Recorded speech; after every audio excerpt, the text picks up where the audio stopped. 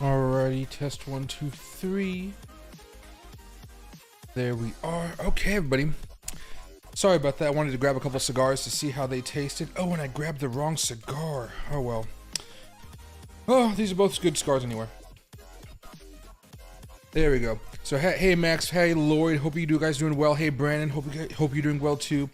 Loki's happy. He's over here. He's trying to get a treat, but he normally comes over to this side. Maybe if I break off a tiny piece.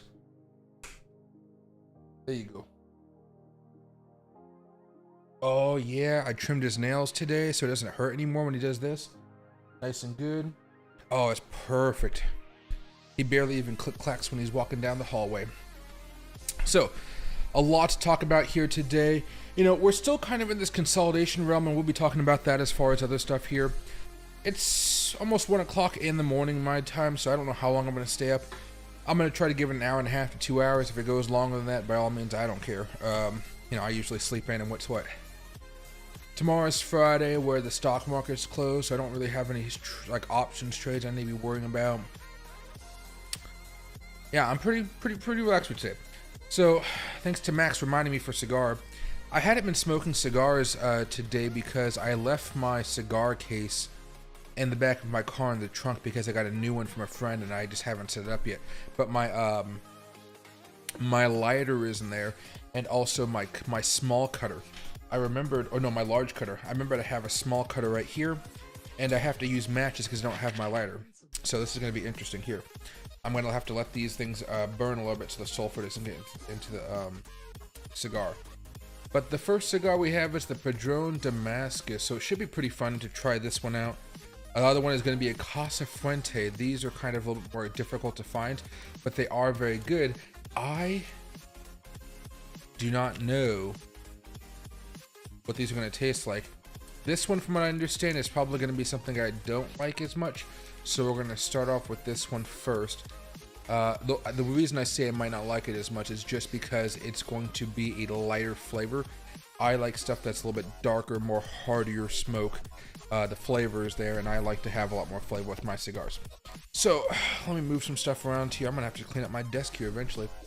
Let's get going over to Bitcoin, and after we talk about Bitcoin for a few seconds, I'll light her up and see what's going on next. And there you go.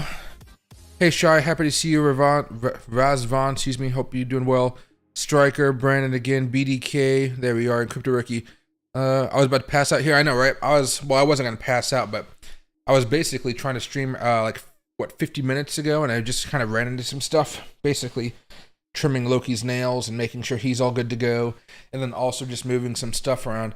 I am looking for a vest that I used to have. I need it for the conference in next month, and I just gotta remember where I put it. I don't know where it is, somewhere in the house. But basically, it's gonna be like me wearing white pants with a white shirt, but then also having a blue button up on top of that shirt, and then a darker blue vest with a bluish reddish tie. But I gotta find that vest in order to make that outfit work. Because if I'm gonna be there for what, Saturday, Sunday, Monday, Tuesday, Wednesday, is that what it is? Yeah. So Saturday, Sunday, Monday, Tuesday, Wednesday. That's 5 different outfits. The good thing is the first outfit is something I'm going to wear out there, you know, so I'm going to pack that. But everything else, yeah, I got to make sure I'm looking okay. All right, but okay. Bitcoin's still doing fine, everybody. We're still consolidating. We're about 69,857. We're not in a bad spot here. Don't worry too much about the 20 moving average and the 4-hour chart. It really doesn't mean much. We've kind of consolidated around this thing a lot over the past few weeks. And, you know, it hasn't been a firm level of support and resistance that's been dependable, I guess you would say, right? Well, actually, you could see right over here just a few days ago. But anyway, so far you're seeing Bitcoin continue to go sideways here because it's going down. It is dragging down altcoins just a little bit. There's a few altcoins still making some upward moves, but it's not really enough to really be like, oh, wow, look at that thing. It's doing very, very well. You know, even over here with Bohm, Book of Meme, I think there was a Head and Shoulders or something that just completely broke down. Maybe like I think it was like maybe a few minutes before we finished off the stream. You guys can see that shoulder, Head and Shoulder. So there's a lot of stuff still working on their own patterns, doing their own things, and that's going to be fun for people to go out there and trade if they want to. And Book of Meme is one of those things where there's tons of day traders popping off, so when you see a standard breakout like right here, people typically just decide to buy back in and really go crazy with it. So for you day traders out there, if you're looking for another breakout, keep a lookout for Book of Meme. When it does break out, you're going to see a lot of people trying to buy at the same time. A lot of new traders trying to buy at the same time, which may be good for you. Spell token's down 11%, but it doesn't really matter much because it kind of popped up all the way over here before the market closed. So it just looks like the day started over here and it's been coming down ever since. Overall, the market, well, actually, let me go back over here to maybe the 4-hour chart so I can zoom out a little bit more. Oh, wow. Why does it look like that? We're still kind of going sideways. I'm waiting to see what happens next. It'll be important to see if Bitcoin's going to be able to hold the support level here going into the weekend. If we are, especially if we don't break down below the support level right here, which is going to be 68,359, then we have the opportunity to actually have that larger move and start going higher. At this point, we're still looking fine. I'm waiting to see if we have a death cross here between the 50 and the 200 on the 4-hour chart. It doesn't mean so much here, but you know, it is a bad sign. I just want to see if we're going to have it. You can see we had one over here. We came down. Had one over here. We eventually came down. Had one over here, came down, but also had a golden cross. This one right here. So it doesn't always work, but I would say about 60% of the time, you know, it does lead to a little bit more bearish action. It's not 80, it's not 90, it's not consistent, but it's there, you know, as a thing that bears might use. But again, where are we at right now? I'm still not going to get any concern with Bitcoin until we break below this level right here.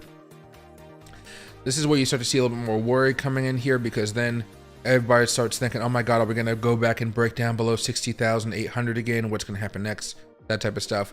So again, if we break down below this, we're going to be trying to go for a higher low situation. If we break down below that higher low, that's when things get bad. But of course, right now, we're still gearing up for a larger move. And as of now, guys, we still don't have the daily chart being green on the MACD. I'm patiently waiting. If we don't like collapse today, we're going to be in good position tomorrow. But this still has not turned green. So every day it doesn't, I just get more and more annoyed. Because, you know, in order for me to go more robust as far as longs, I like to see everything aligning. I like to see the stars aligning, so to speak. And we're just not having that so far. 30-day Bitcoin going sideways? I hope not. That's usually how the bull markets usually end here. But hopefully, since we're kind of in this new era of ETFs, it might be able to help us out. I think maybe able to fix this if we do go into something like that. Because what do we got? 10 days, 12. Basically got 10 to 13 days before CPI comes out. I could see us going sideways for a while, but I do think we're going to have to either break down or break out something more robust.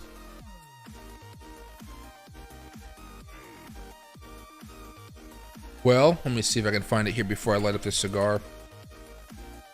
Moonwell tether on KuCoin. Oh yeah, this thing has definitely been moving up so far. Back in February, it was back at 0.005. It's already up to 4 cents now. Wow, okay, I'm not going to jump on board this thing because I already kind of missed the train. But if you did want to go into this thing here, how much did that rise up? Yeah, like 1,600% in just 56 days.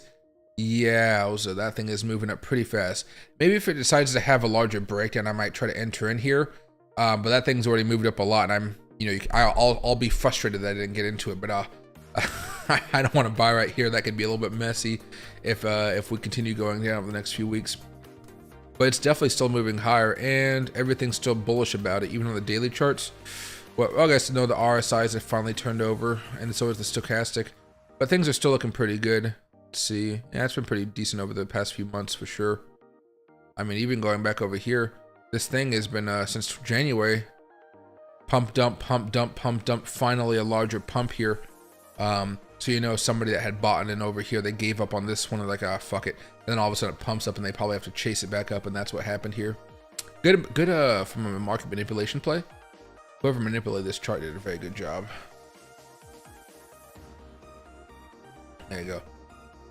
Oh, the dollar index opened back up. Okay, that's cool. Okay, also the dollar index is breaking out right now. That might be a little bit of what's going on with Bitcoin at this point in time. We were waiting to see if we were going to break out here, and it's been a long time in the making. Let's hope we don't break out above this one, but I think it's just kind of a long grind for the next few months to see what happens. Of course, if we ever have any CPI data or some type of major announcement when it comes to interest rates from across the world or something, you know, we've seen the type of crazy moves that can happen during that time and just drop us back down like a rock. But right now, the dollar index looks like it wants to just completely keep on going up, which is kind of scary. Around 5:30, when, you know, I'm asleep, most of you guys are probably going to be asleep, you'll probably see this have a little bit of a spike or a drop depending on how bad or good the inflation numbers were. So just keep an eye on this, because it looked like it did have a little bit of a pump earlier this morning. No, this is earlier last night, and it came all the way back down. Yeah, that's interesting. But yeah, so far this thing is still breaking out, which is unfortunate for us. Let's go back over to the 15-minute chart, kind of watch this play out as much as we can here. All right, there we go. And let's pop this open right here. Got a match. Let's go with the worst of the two cigars here, because I really don't know which one is going to be better. All right, there we go. Let's see. So, Padron de Damasco. Smells okay. Doesn't smell too full body, but I'll have to take it. There we go. Okay. This might take more than one match. Let me actually pull out maybe 3 or 4 matches here. I suck at these type of cheaps ones, because you have to strike it, you have to let all the phosphorus burn so it doesn't get into the cigar, and then you have to let it burn a little bit more just to double check that. See, smoke but no fire. There you go.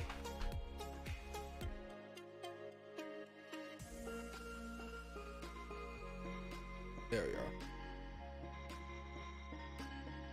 Gotta let toast for a second. Little fire here.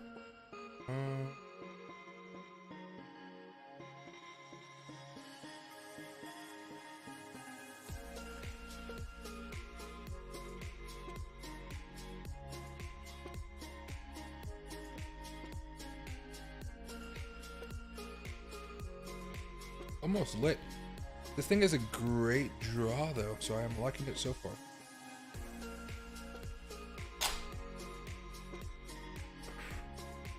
I don't know why I almost blew the match.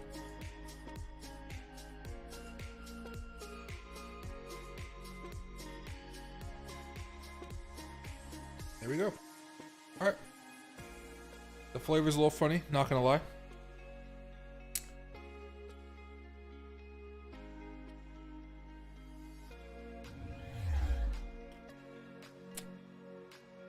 What is that flavor? It's a funky one. Padron Damasco. I'll have to look it up here. Yeah, the dollar looking kind of strong. Something about to happen in the world. I didn't think we were going to break out. I'm surprised we broke out. That does make me more pessimistic as far as Bitcoin's concerned. Now, Bitcoin has been able to move up in the past, even though the dollar's been going up, but I'd rather have the dollar going crashing down instead of up, right? Let me go over here and smoke this, or let me figure out what the heck this is.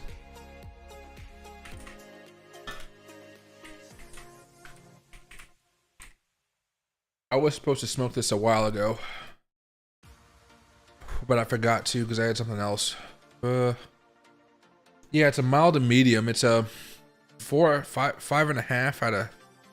That's at 5 3/4 and a 5. I don't know if I believe that.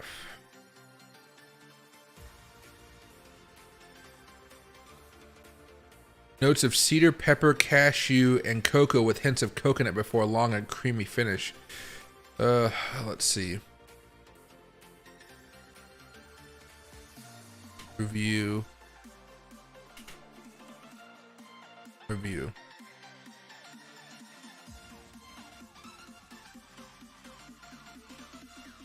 There you go.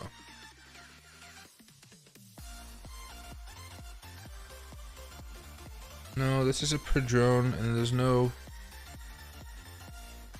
That's not that one, it's not that one, it's not that one.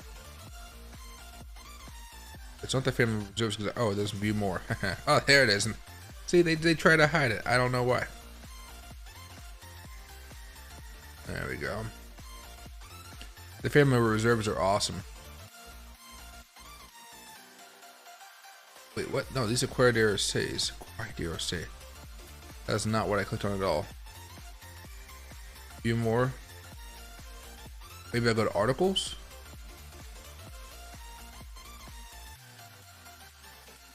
This is number 17, or what was this? The wrapper will not tell me, so it's one of these two. It doesn't matter which one it is, whether it's 86 or 88. Okay. Mild woody character as it touches black tea, lemon peel, and minerals through a finish that could use some sweetness. Though the finish, yeah, it could use some sweetness, that's for sure. I'm not entirely sure. It costs about $19 though, so that's a little pricey for a cigar if you ask me. I really don't know. I don't think this is worth $19. How do you think this dip for Doge is going to be? Seems like Bitcoin is breaking 70K.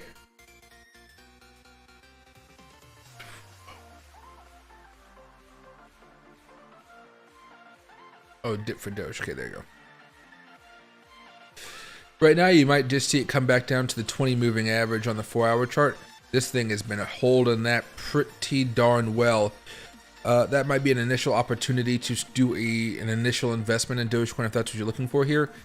You are seeing everything start to turn bearish as far as the RSI, the stochastic on the 4-hour chart, and the MACD is probably going to turn bearish before the end of the morning here.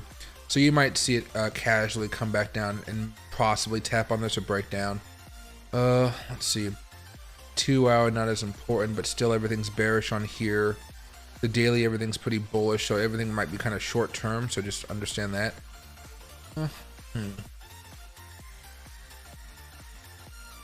At worst, it might come back down here to maybe 19.5 today or tomorrow, and that might be another opportunity to buy in here. You know, if you're looking for some day trades.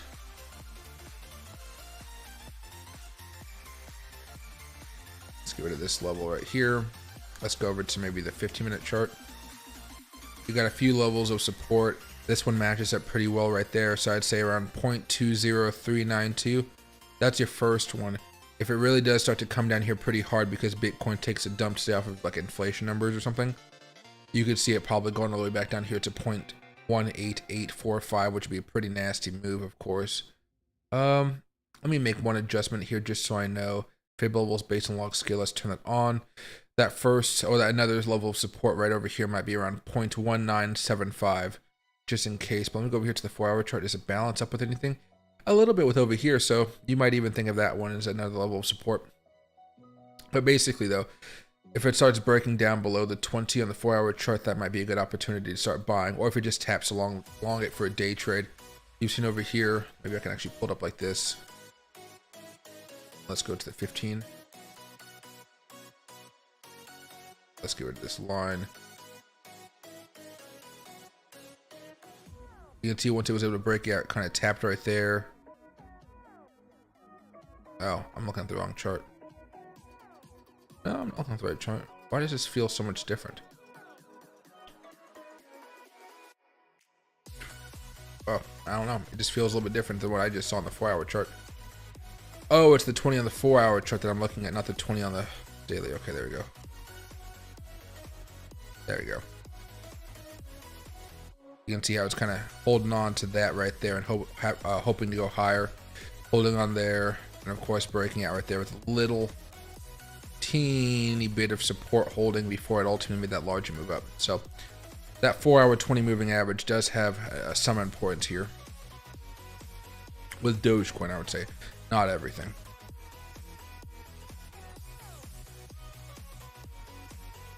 And there we go. Let's release that. There we go.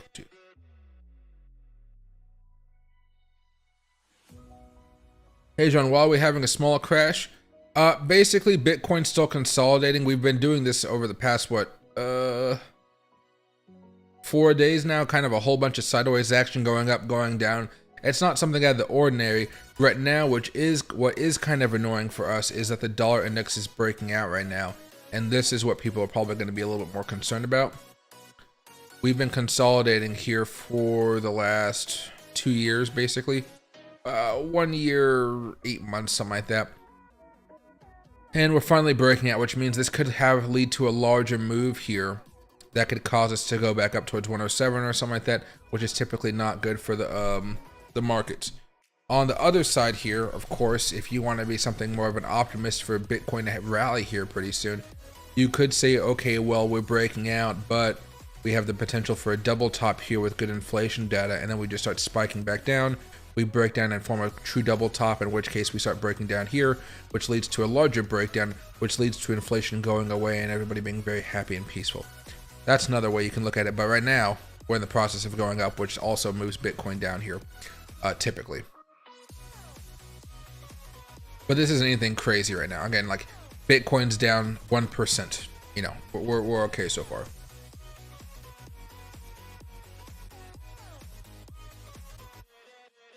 Seems like somebody wants a waterfall since options expire in 1 hour. You know, I thought there'd be much more volatility before the options expired. I didn't even know options expired exactly in 1 hour either. I mean, they might try to have something going on, but this is oddly quiet. You know, Bitcoin's down 1.05%, not 5%, not 8%, nothing crazy like that. It's not even up like 5% or something like that. It's just kind of doing a whole bunch of nothing here. Hey, Jonathan, crashing? Oh, yeah, we're not crashing. There you go. Hey, Mr. Trinity, happy to see you, my man. Not sure I can help you, but let me know if you have a question. Below 60K, I'd say crashing and people panicking. Oh, dude, I'd say below $67,000, people are going to be panicking. People find a way to panic about a lot of stuff there. And hey, Lorenzo, can I see PolyX? What about PolyX do you want to know about? I can probably help you out. It's just a day trade or a swing trade or something like that. Oh no, Trendy, you can't be asking for money. That's the no way to go. Especially to somebody that just lost their mom too. Let's see. Hey, son, we just talked about Dogecoin. Rewind a few seconds and you'll find it. And hey, Round Earth, happy to see my man. 100K next. This cigar, while it doesn't have the best flavor, the draw is actually perfection, and I really do appreciate that. It makes the experience that much better. You know, if you do want to zoom out here, things are still looking pretty good as far as Bitcoin's concerned. Look at that. There you go. What's so weird about this is we're about to finish up the month, right? And typically, once we finish off that month, whether it's a small pop or a larger pop, we typically do continue to keep on going. I wonder if that trend is going to continue despite us really moving way before the halving. I wonder if that's going to continue. Because if we close above, what, $69,000 on the Bitcoin to US dollar chart on Binance, or excuse me, Coinbase, we would have a full change of character there, which would just definitely be a good buy sign there for the next few months. Now, that doesn't mean we can't dip down and so forth, because if I go back in time a little bit here, is there anything else? No, there's nothing I can show you like that, but you know, we could always come back down a little bit more and then continue moving higher, all within the same change of character, because we never would have broken down below this support level here. But you know, there's going to be, I'm hoping we just continue to launch into April, because April is going to be volatile no matter which way we look at it. And the thing about April too is normally when we start up a new month, you know, you see it here, we typically start off with the wick one way or the other. Tiny wick sometimes. We have a wick right here, right? And if I go back over to where we at, March right here, right? Opening of March, small wick, came back down even more. What do you call it? We usually finish it off pretty fast before trying to move up higher on a bull market chart. There you go, back over here. But so far you can see somebody trying to push us down a little bit. Hasn't really done a whole bunch of moves just yet, but they're trying for sure.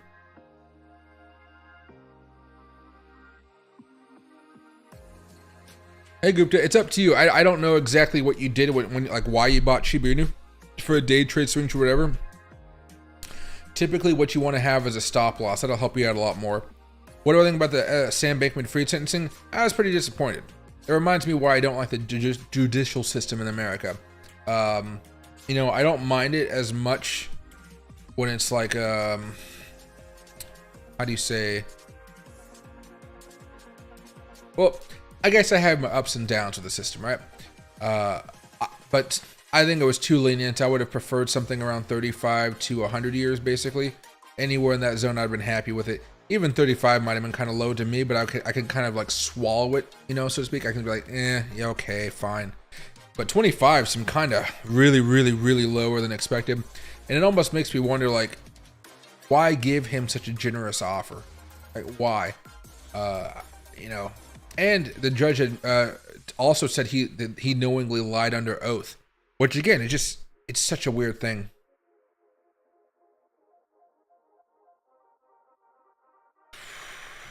Oh, PolyX for day trading? Okay.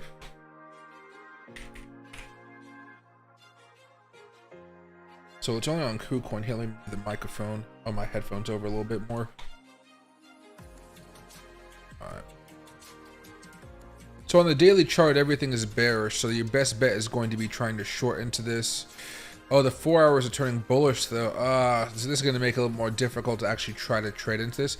Your success rate's going to be going down a lot because momentum isn't all aligned in your favor. 1 hour chart's bearish, but the 4 hour chart's bullish. You're basically going to try to go with these higher lows here. You're going to try to buy on the next dip and hope it manages to go back up. And instead of necessarily like buying down here on whatever dip occurs, you know, instead of buying right here and then just trying to sell at a higher high like it's been going up to, I might just try to sell kind of around here around 42.28, and you might be able to squeeze out, let's say, you know, around 5% profit, 4.5% profit. That's kind of what I'd be looking at now, because again, if you were to buy over here as it continues to come down, that's going to be a 9-hour trade right there. I don't know how long you want to hold a day trade, but it's you're more likely looking at a larger swing happening here pretty soon. On the 15-minute chart, the volatility and liquidity doesn't look that great to me. So you might just have to place a limit order down below and wait for it to get bought up here. Maybe around 40.78 or something like that. And then just pretty much hold with a stop loss close to around 40.11. That means if you what did I say, 77 or something like that down here, your stop loss is going to be like 1 to 2% basically. You might even go down here, but basically 1 to 2%. And then from there, you're just hoping for this move to come right back up here. 77-ish. You know, that's about 5%. So risking 1.5% for 5% profit or 6% profit. Not a bad way to go about it. But it's definitely kind of risky right now with Bitcoin also falling. So you want to make sure that Bitcoin's also finding some type of support there, which makes it a little bit more difficult for you to have that limit order. Because overall, it's still bearish. You're basically just trading a bullish move in a bearish chart.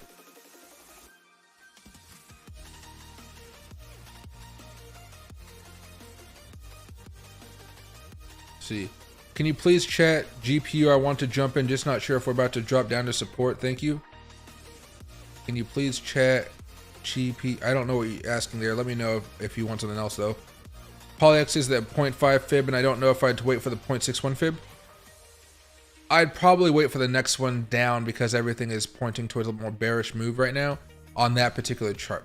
Usually when I start to go long on and I start to do day trades on a chart like that, I'm waiting for the daily charts to be bullish, the 4-hour charts to be bullish, and then also the 1-hour chart to be bullish.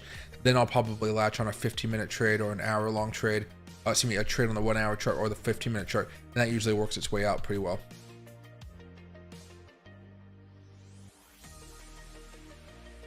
And always go see it. What website is that you're using to read these candles? I'm noticing everyone using the same thing, and I want to learn a day trade over the summer. This is called TradingView. Now they have a few different plans that you guys might like. Let me go over here to account. No, explore plans. There we are. So they have Essential, Plus, and Premium. Most of you guys are gonna get the monthly plan, not the annual plan. The Essential is $15 a month, and they have $30 a month. And this is the one I have over here. $60 a month. Oh, but I have the annual one. So, but what I would say is while you're learning, you probably would want to use either the Essential or the Plus, and then you're going to pay for that up until November.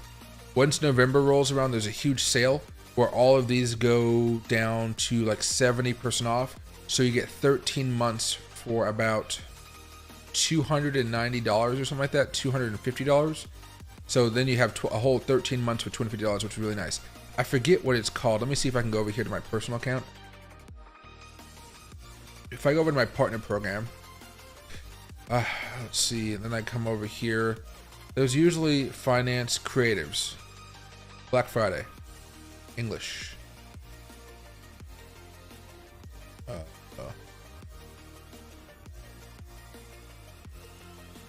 See this? No. See these little things? Black Friday sale up to 70% off. It's 70% off of that deal. Can I get out of this? How do I get out of this? Oh, there you go. Out of this deal right here for the $5.99, take 70% off of it, and that's how much you're paying per a year for 13 months, basically, which is pretty darn nice. Let's go back over here. That's the best way to go about it. But it is paid. There's a free version, but there's ads that pop up every few minutes, and it's just miserable. I haven't had the paid version in quite a bit of time, so I'm not entirely sure. But I would still say it's annoying. And I have a link down below if you want to support the channel.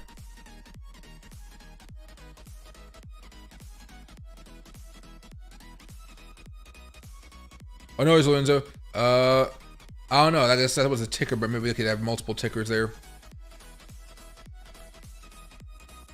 Let's see.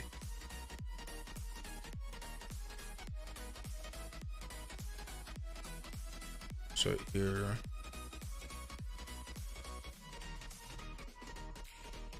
Sorry guys, context have been in too long. I gotta make sure I'm reading properly.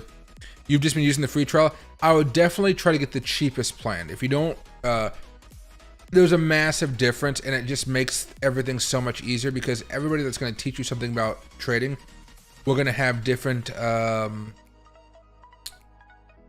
amounts of tools you're going to have on the screen. So I think there's a basic one right here. You can only have one chart per tab. You can only have one saved layout, and you can't have custom timer intervals, which is kind of crazy. So if you go to Essential, you basically have 2 charts per tab, 5 indicators per chart. So that means you can have 3 moving averages, right?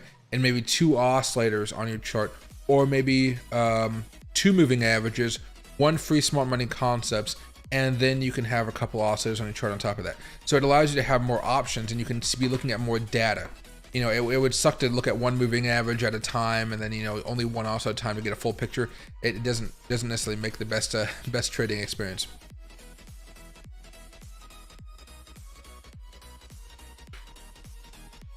Black Friday sale is the best time. Yeah, if you want to use the free one for a while and just stick with it, I would just say it gets harder to use all the indicators and stuff. But not everybody wants to have as many indicators like me. Like I have like 9 on here right now. There, I'm not using all of them, but if I just want to go and flip it on like that, I can without having to get rid of something else and reset it. Because we're gonna have these oscillators 1, 2, 3, plus these 9. You know, so that's quite a few. But again, I'm paying for the premium one. I do this for a living. I'm doing this on YouTube as well. So if somebody wants me to add something and I don't want to like look like a fool, you know, I'll have it on here. But for somebody that's learning, you're not going to really be worried about the perceptions of people on on YouTube, right? But yeah, although, you know, there are little cool perks about being able to choose your own time frames up here. And this is only for the premium members, but you know, I like being able to see Bitcoin on the seconds chart every now and again. It's pretty fun. You're rarely going to use this. I use it every now and again when I'm scalping, but again, we're not, you know, scalping is probably not something you're going to do with the free trading of your chart. There you go. Also, if you like are using Fairdesk or something, there is no free limit on this one. So if you are using some type of exchange in the crypto space, you know, you can have a bunch of indicators on here, which would be a little bit nicer. You can also add like Bollinger Bands, balance of power, right? Boom, boom, boom, boom, boom, right?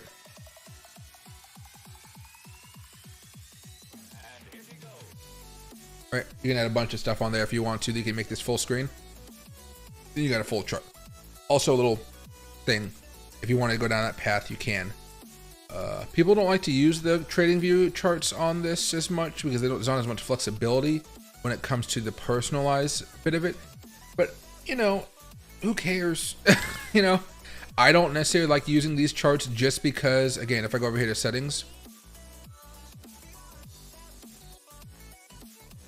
black, none, you know, I like to, my chart looks like that, look like this. Sometimes it refreshes and it goes back to the default one and it just kills me on the inside because I have to rechange it or stuff like that.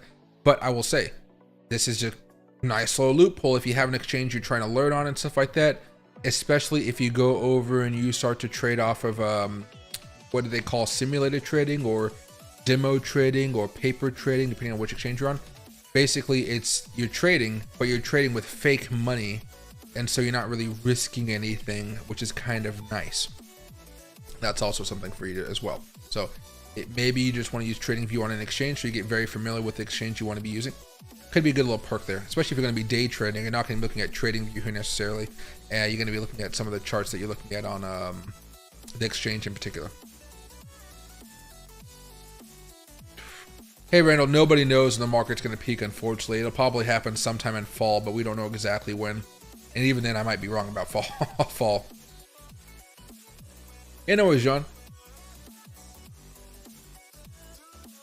What are my gem coins that I'm buying up right now? Let me go down the list right here and just kind of remember. Because normally I would point you to all my AI tokens, with the Ajax, the Ocean, and the Fetch AI. They're turning into one token here probably in a month or so, perhaps. I don't know exactly when the date is going to be. But those are the tokens I've been buying up a lot of. Then there's also World token. After World token, there comes RLC, RNDR, PHA, and those are some AI tokens right there. And then as far as meme tokens, I have Dogecoin, I have Shiba Inu. I haven't been buying up as much of those, but I am slowly buying them, just not a lot. I've been buying into Miro more heavily. Then I've also been buying into Baby Doge.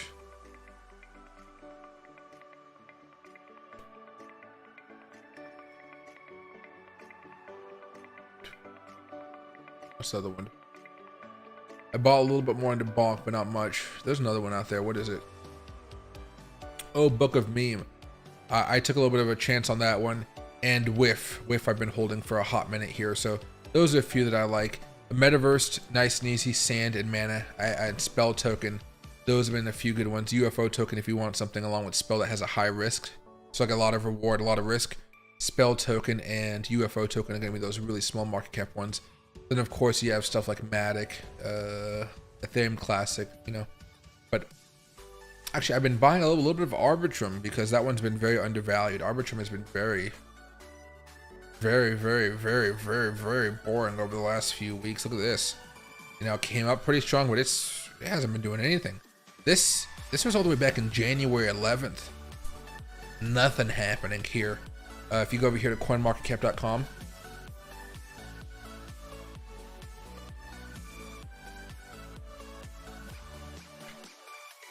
where be it?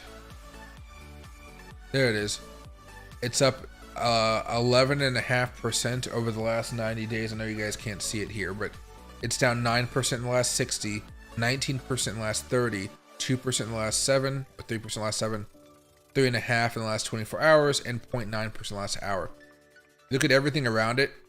Everything else is pretty darn green here. I know you guys can't see much, but let me see if I can put this down. No, where's that? No, not that one. That one? Yeah, there you go. You can see how everything around this is pretty green. Everything. Lost, you know, optimism is down a little bit here, but most stuff is pretty darn green. So Arbitrum is slowly dying off here, and I'm not entirely sure why. I'm hoping it can have a little more of a comeback. But look at that. Everything's green over the last 90 days. Maybe it just peaked up a little bit too early for itself. That may be something. Because it has been moving up fairly well. If you go to the monthly chart, you know, it's still moving up pretty well. But it's definitely having a large move down when a lot of other tokens are not having that same drastic move. You know, look at Dogecoin's monthly chart. The Arbitrums. They both moved up quite a bit. but Dogecoin continues to move higher. Ape token continues to move higher. Again, hasn't had that big peak here. But oh yeah, I've been buying Ape token a little bit here as well. I'm hoping it has a big pop here randomly. Do I even have it on my Fair Desk one? Trade. Let's go back to the. Now let me actually add some of this in here.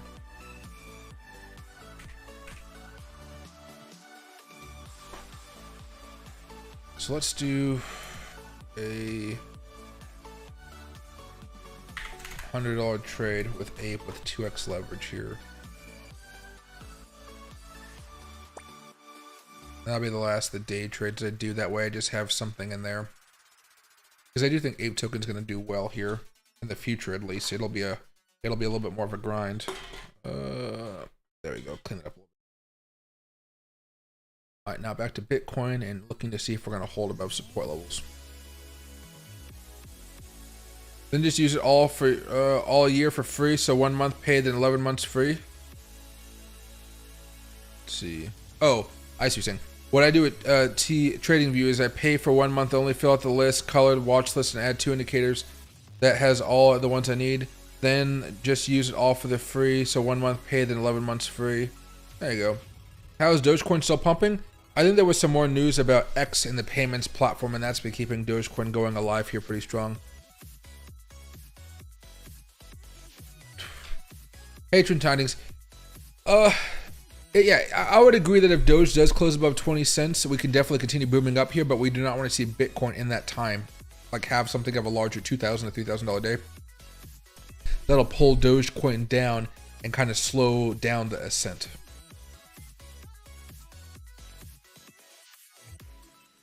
Yeah. What am I looking to enter the market? Oh, at the moment, same things as before. I'm just dollar cost averaging right now. I'm dollar cost averaging, and for the next few weeks, I'm buying up Bitcoin and Ethereum for some larger moves in case we have a larger breakout going into the halving, basically. So I started to accumulate back over here on this dip. I bought a little more over here, kind of on the higher end, unfortunately, not the lower part. And then I bought a little bit more over here.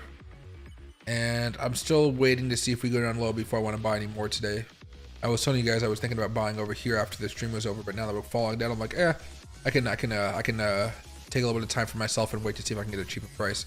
Now Bitcoin's only down like 1%, so I'm not really saving too much, but I'm saving something.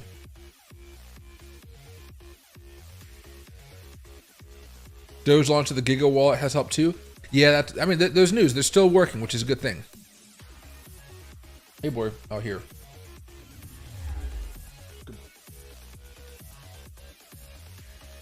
Yum, yum, yum. Yep. All right, there we go. I wait on the TIA to bounce out this rep myself. Let's see. TIA tether. We've talked about this before, but it was a very, very long time ago. Before this breakdown here, and you can see it ran up to a couple levels of resistance, but it didn't really do well after that. So weekly chart back in October of 2023. So this started booming when Bitcoin was booming. Daily chart. Or it's turning bullish, so you could be, I mean, as long as Bitcoin doesn't, again, like I said before with all these different altcoins, as long as Bitcoin doesn't collapse, you could see this have a pretty strong move to the upside, where it starts to go back up towards $16. That might be a good price target for the short term here. After that, then I think you really have to be concerned, do we really hold above this level, which is about 1540? I think it wouldn't be too hard necessarily to break out above it. It's to close above it, hold, and then try to make a larger move above the 50.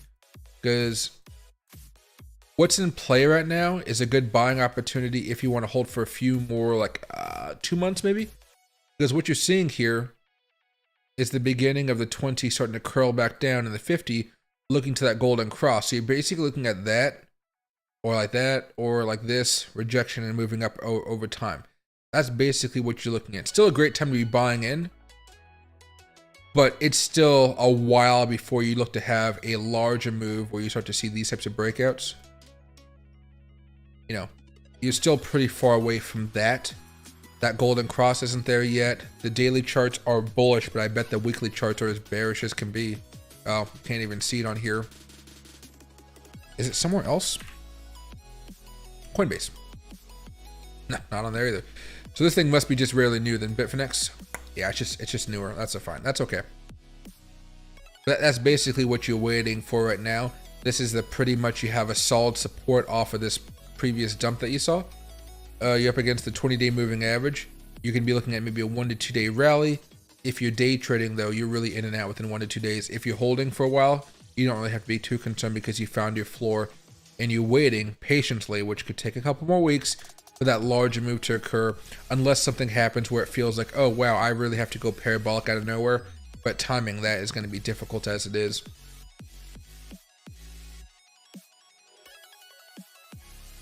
But it's bullish for the next few months, it looks like. That's nice.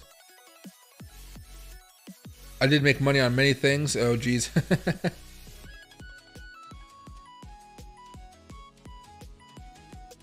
That puncture got 50 to 70 years, very much so. The real question is how next month will be on the chart. Oh God, it's most likely going to start off bullish and then towards the middle of the month again, towards the 10th and 11th when you have inflation data. It's either going to be very, very bullish or very, very bearish, which is kind of unfortunate. If we have a surprise cool inflation, everybody and their mom will be so happy. So happy. So happy.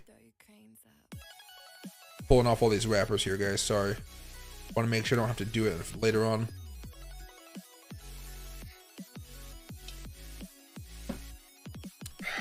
Alright, there we go.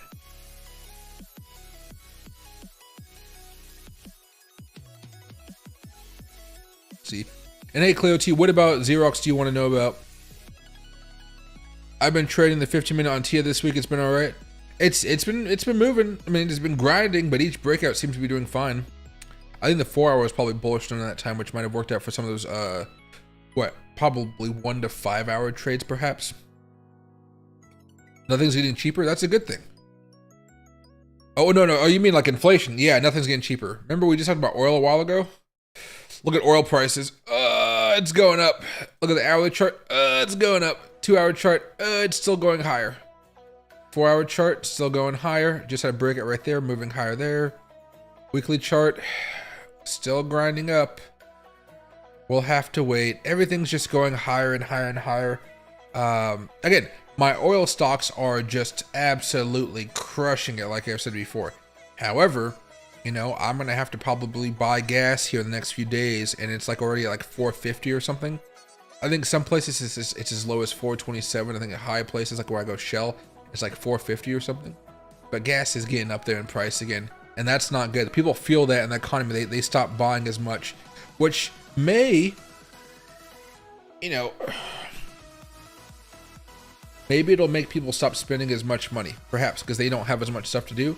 That may slow down earnings and whatnot a little bit come the fall here, or the summer earnings cycle coming up pretty soon. No, it wouldn't have too much of an impact for this summer's earnings. It might have more of an impact coming in the fall. Usually in the summertime, more people are driving out and about, you know, more demand for gas, and then we go higher. But America's been pumping so much gas over the past couple years because, remember, we had COVID. Excuse me. Trump lost to Biden. Biden, of course, very Green New Deal, try to shut down a lot of the oil rigs and stuff like that. Let's move to more cleaner, more stable stuff. And then we had the Russia-Ukraine war, which kind of sped up a lot of oil production. Like we needed oil. Everything went really bad in a heartbeat. And then so we went from green energy to drill baby drill. And somehow, even with drill baby drill, we still have oil prices going up, which is still crazy. And I don't even think we ever refilled this strategic petroleum reserve. They should make a documentary about what happened with all the oil, because it was very, very interesting. Because remember, OPEC and America, we both try to manipulate the prices to suit our own individual needs, and it's led to a lot of chaos out there in the oil markets over the past eight to 10 quarters.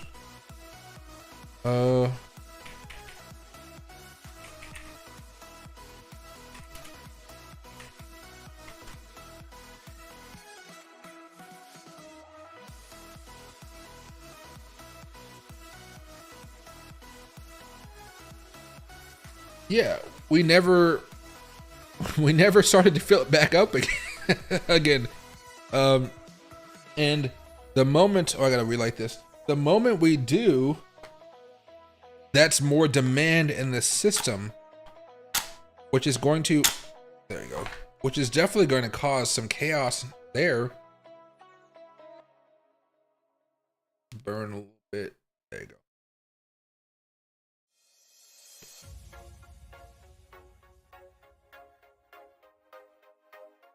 That's good enough for now. But yeah, we never refilled the barrels back up. So I don't know. They were good in 2015. They were good in 2017, 2018, 2020. It was fine, right? And it was fine even back over here in 2000, right? We need to fill this back up here. We're all the way back at the levels from back in the 80s. And I guarantee we're using more oil right now than we did back then. 205. Oh, 10-year seasonal analysis. That's kind of nice. Let's see.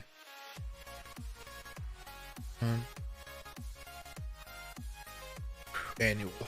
There we go. Make it a little bit easier. Oh, I can't do seasonal along with it? Oh, that sucks. Okay. That's okay.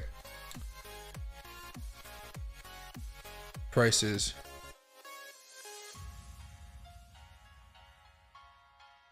Oh, we're exporting a lot right now. Oh, where are we exporting to?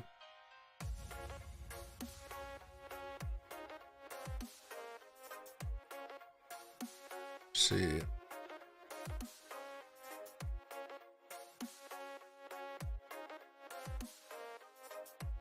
So we're sending it out. This is from 2022, which is a couple years old.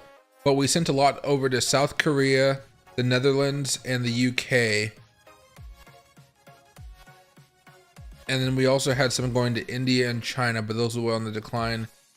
And then Russia shifted patterns. Okay. Oh yeah, China and India can get really cheap energy from Russia, so why would they buy it from us? Fair enough, fair enough. So South Korea, Netherlands, UK, Canada, India, Singapore, China, Taiwan, France, Italy, Spain, Germany. Damn, why is all of our oil going all over the place? So, you know, well, it's a free market, right? It's a free market.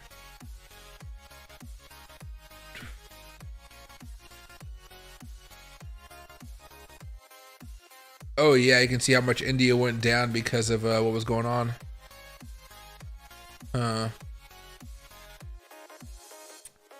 They really don't have this updated?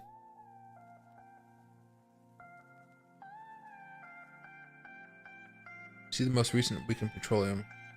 There we go, okay. It hasn't even showed the prices starting to go up here. And they have been over here. Okay, US regular gasoline prices, those have started to go up a little bit more overall the US. Oh yeah, everything's up except for Rocky Mountains. Diesel seems to be still lower than what it was last year, but things are going up over the last week. And heating oil, I don't know much about heating oil, but it seems to be down week over week and down over the last year, which is kind of nice for those people that use it. Okay, okay. I wish I had more information though for the last week. Oh, crude oil, there we go.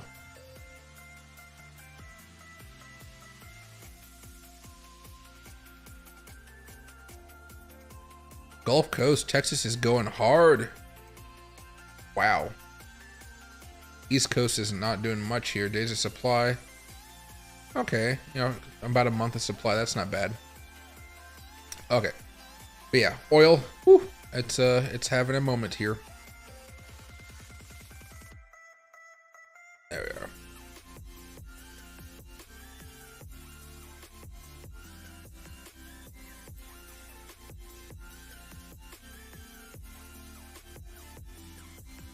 Hey Kilo. Hey Michael, on the bridge collapse briefly, why am I not seeing discussed that it was wrecked bridge blocks a major part of the US? Wait, that the wrecked bridge blocks a major port of the U.S. in unbloated global shipping. They're talking about it ever so slightly. You know, as somebody that watches a lot of news from across the kind of spectrum, you're not going to see mainstream media talking about it because they're going to prioritize the lives and then the cost of fixing it for the heart-pulling stuff, you know, or the things that are going to make you angry. That's just kind of what they do. But if you go out there and maybe you kind of do a little bit of research on some of the German news broadcasting companies, or France 24, or heck, even Al Jazeera, even though I don't necessarily like them, you know, they're talking about it, and they're talking about how a lot of the shipments are being moved to other ports around the United States, and that's going to create a lot of jobs down there in those places, lots of overtime work and things like that. Baltimore's economy is going to suffer a little bit because of this, and specifically in the northeast sector of the country, things are going to get more expensive. So if I were to, here, let me actually show you this.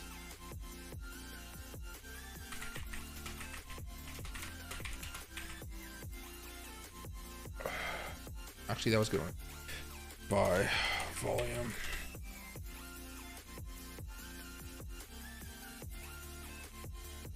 Okay, top 10 largest and busiest container ports in the United States. Port of Los Angeles, Port of New Jersey, and New York. Those ones are still going to be kind of doing their job here. Port of Long Beach, right? That's Los Angeles. Port of Savannah, Georgia. A lot of the Baltimore traffic is moving down here. Port of Houston, Port of Virginia, the Northwest Seaport Alliance. Oh, this is Seattle and Tacoma. Okay. I didn't know our ports were. I just called the Port of Seattle and the Port of Tacoma. Remember, I used to live with the view of the Port of Tacoma. It was nice. Port of Charleston, South Carolina. And then you got the Port of Oakland and the Port of Miami, right? So if we go over here to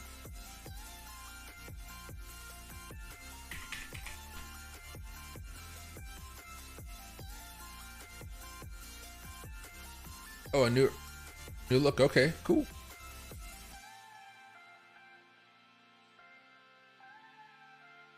Oh god, I'm kind of clueless when it comes to the states and stuff like that. Where is that?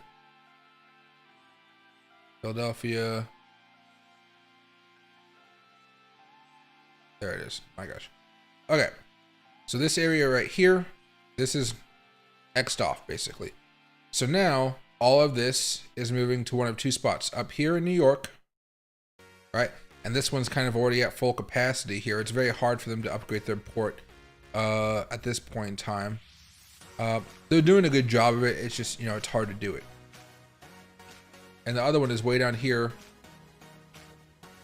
in Savannah. Oh, can I find Savannah here? That's Jacksonville. That's Savannah. Over here. Now, if you're over here, there, and there, and you lose that big hub right over here, it's going to mess with a lot of the area over here and over here at the same time. Because again, there may be stuff over here that was going up here or down here. If all the stuff is moving down towards South Carolina, which seems the majority of it is, it still has to travel all the way up here, which means there's more competition for the trucking to move it up here, more competition for the trains to move it up there.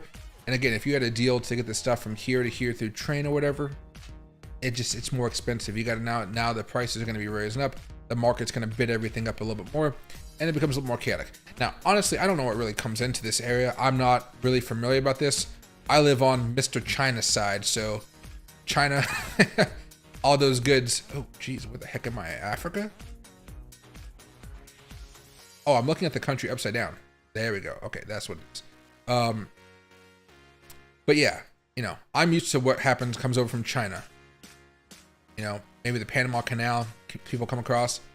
But it's going to cause some issues. Let me see if I can find out more information about though.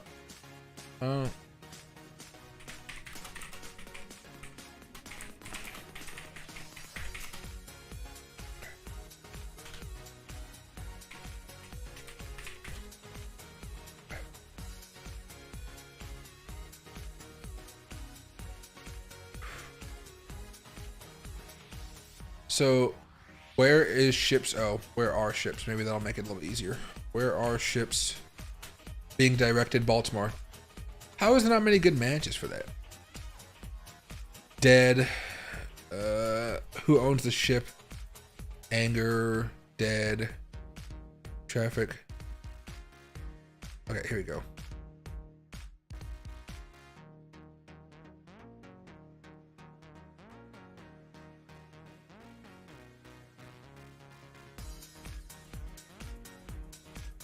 Cruises.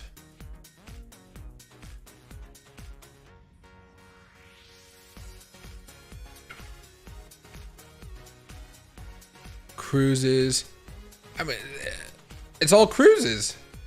Okay. Damn, that's kind of crazy. They decided to focus on cruises of everything. US Today. Cranes. CNBC, there we go. Oh, and see Al Jazeera. Let's see, but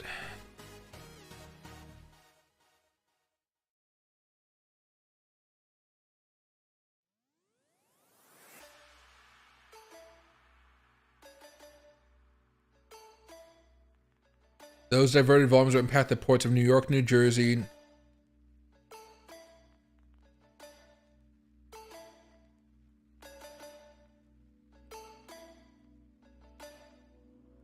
New York, Norfolk, yeah. It's the top American port for autos. Oh, geez. If they don't have the auto infrastructure in New York for that many cars, it's going to be brutal.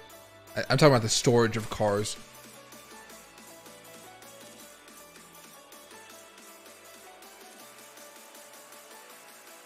They're not talking much about it. Energy delays, yeah, sure, but that's not crazy.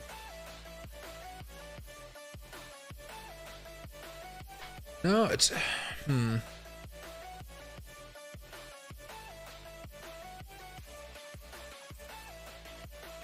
Also, remember, people are selling stuff, not just importing stuff.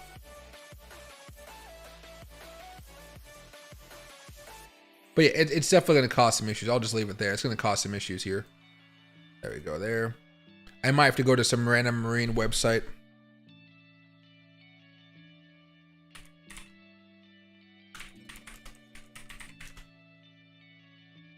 Oh, not marine, okay.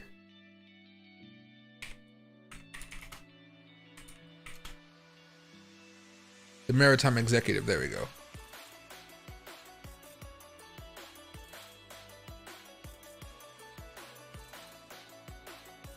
Hybrid.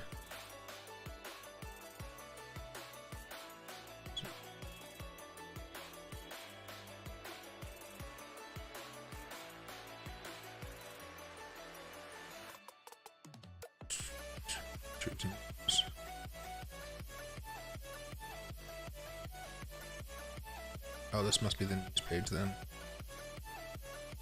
Yeah, even this one doesn't have as much information. But yeah, it's going to cause issues. It will cause inflation in certain parts of the country, but also, again, it's going to cause inflation for other parts of the world because, of course, we're exporting goods as well. And hey, Fredo, good morning, good morning.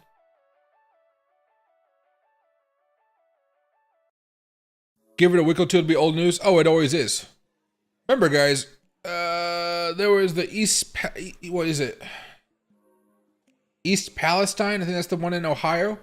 That was crazy. Remember, the news ignored it until I think it was JD Vance went out there and there was a whole bunch of TikTok videos about it. Of course, TikTok came in and like made it go viral. But you remember how people were just throwing rocks into the water after the government said the water was fine? You throw a rock into the water, then all of a sudden, boom, it just turned into this oily slop and stuff. I was like, oh, okay, I wouldn't want to be living in that town either. Especially if that stuff got into the wells, that'd be freaking crazy. I keep on talking more than I'm smoking, so I don't know if the cigar is going to last much longer, but let's see.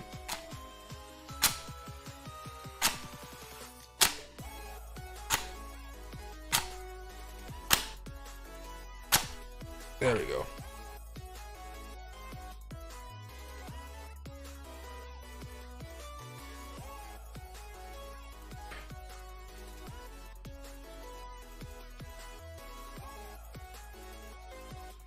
Oh, nice. Okay, there you go.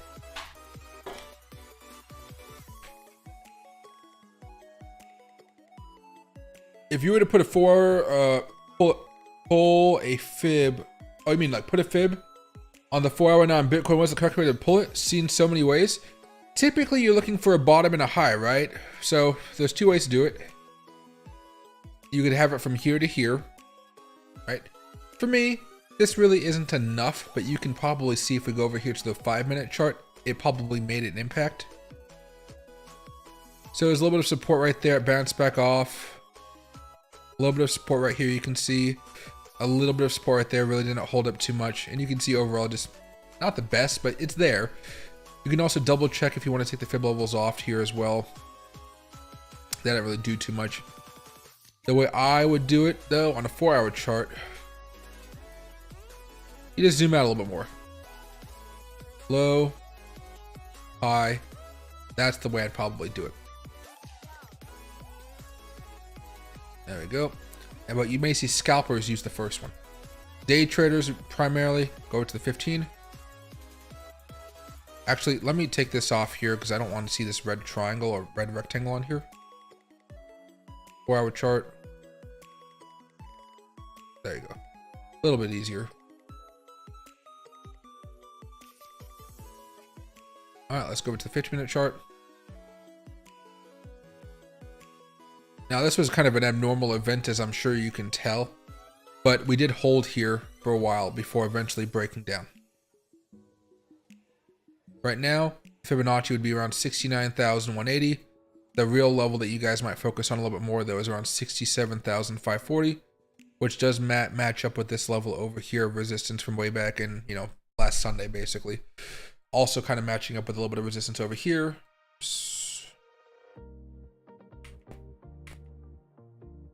And a little bit of resistance over here, a little bit. You can definitely tell it's going to be choppy over here because this level of support matched up more with this level of support or resistance. Yeah. Those are usually the ways to do it. It might not look pretty with large levels of volatility, but it's just something you're going to have to kind of adapt to. Again, it's a lot easier once everything is pointing towards bearish, everything's pointing towards bullish. But when you have these types of volatile moves, it can really cause some chaos. Like even if you move this right here, right, it's still going to cause a little bit of issues when you think about it.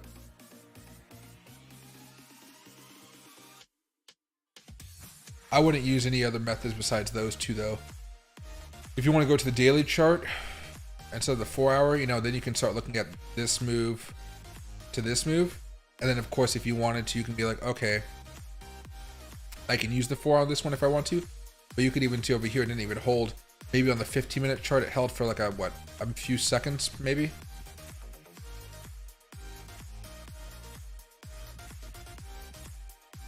Yeah, again, just for a little bit there before ultimately making that move down.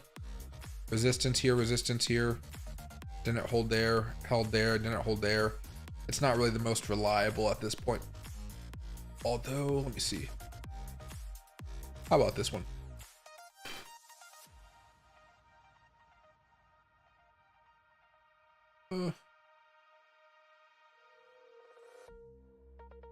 Where is...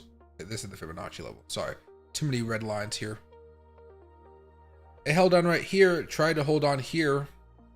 But I guess if we're using a daily one, probably best to use the 4-hour chart or the 1-hour chart. But held on.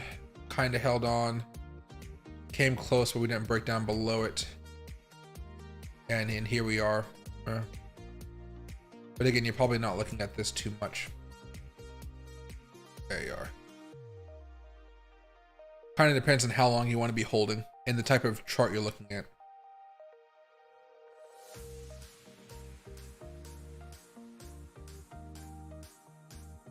$140K jobs hanging the balance. That is a lot of jobs. That's a lot of jobs.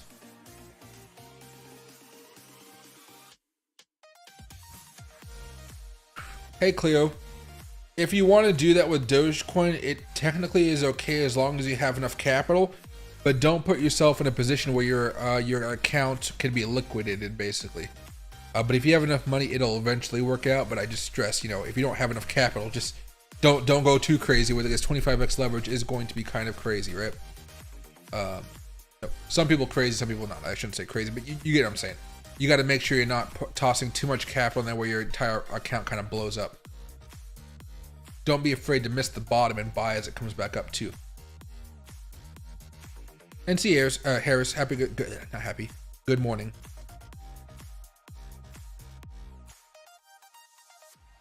When do you think will be the time to sell most positions before they're entering the bear market? Usually we have a pretty big bump going into altcoin season. Bitcoin's doing crazy. There'll be a point where Bitcoin goes sky high, like to $100,000, $110,000. And there's going to be a point where Bitcoin's doing nothing. And altcoins are going absolutely ballistic. That's typically when I sell everything. Altcoin season is when you sell. It's not when you buy, it's when you sell. We haven't hit altcoin season yet, but we're getting close, of course. But during altcoin season is when you're scaling out and doing lots of day trading and even swing trading. You're doing a lot of trading overall, but for your long-term plays and your cycle plays, you're selling off on those and you're not buying back in unless you're doing some swing trades and some day trades, because those will have clear stop losses in case things get bad and you're not going to risk blowing all the profits you spent years making. What's the most volatile and safe coin to day trade do you recommend looking at? I think Solana is a pretty good one for you. You can do a large leverage if you want more volatility off of the typical volatility you get with it, but the swings are usually pretty good. So if you wanted to trade with a 5x leverage and you're okay with trading with leverage, or even without, Solana is definitely one if I can find it here. All right. So you had a small breakout right here. I wouldn't have traded it because again, it was bearish oscillators. But let's say you bought it right here, you went up to resistance. It was 7% profit, 10x, 70% within a couple days, excuse me. That's one way of going about it. The other one, of course, is going over here to the 4-hour chart, which is a little bit easier. Change your character, buy. You can probably hold this for up to 24 hours or so. And if you wanted to, you could try to time 24 hours along with the Fibonacci extension. There you go. And then, 4, 8, 12, it goes up higher. You see it into Fibonacci levels up here. You can try to sell up here. And if it's taking too long, you can of course sell off as it kind of comes back down as well. But that's typically one way. The other one that people don't think about too much, but I typically, I don't trade it all too much. But what I see people enjoying is going to be BNB.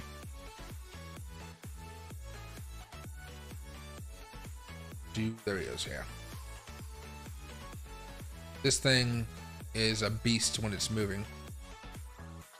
And so far it's breaking out again. This is something that's great for day trading and swing trading. Again, don't expect these kind of random moves to happen all the time. But if you can go over here and do my simple, all the oscillators are working on the daily, 4-hour and so forth. You have everything green on the 4-hour chart. Usually I'm pretty optimistic about buying into it. For example, everything was bullish right here. This is what the stochastic, actually let's go right here.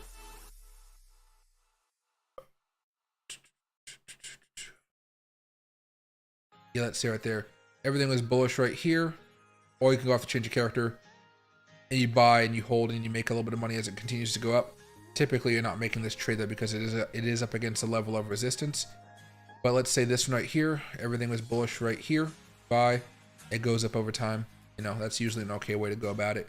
You just want to make sure the daily charts are also bullish during this time, which they're not. So you're not looking at the craziest amount of profits. But if everything's aligned on this type of stuff, you can make some good money. Like for example, everything was green right here. At the close of day, not the bottom over here. You go over here to a 4-hour chart. Everything on the 4-hour chart turned bullish right here. And then on the 1-hour chart afterwards, if you really want to be specific here. Everything's still bullish, so yeah. That's a little bit of bearishness right here. It's fine. But ultimately, if you want to buy and hold, I'd trust the 4-hour chart and the daily chart. You should be okay. Yeah, it ended up being okay. Not as pretty and clean as I would like it, but it worked out nonetheless. There you go. Remember, the easy setup that I have for you guys is smart money concepts, colored candles, show market structure. You don't even have to have order blocks on it.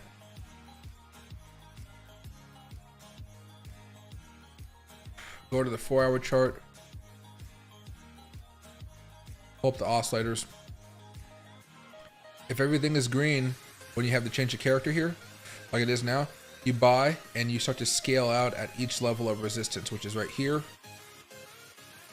right there, and right there. Okay. Doesn't always hit that top level, but regardless, if you buy right here or right here, wherever you want to buy, most of them I just buy at the end of the candle, your profit. That's profit. That's profit. Right? And then as it moves up, you can move your stop loss back over here. So even if it comes back down and sells, hey, you still bought over here and you sold the majority over here. You made money. Good for you. Now, you know, the daily chart, you can also do this another way as well. Green, green, green, green. Everything is bullish here. You can start to scale at a level of resistance. Once you run out of levels of resistance like this in the short term, if you don't want to go all the way back in time over here, what you could do is you could start looking at Fibonacci levels like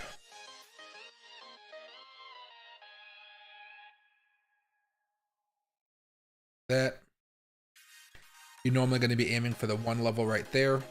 I believe it's naturally a gray color, but I make mine white so it stands out along the black screen that I have.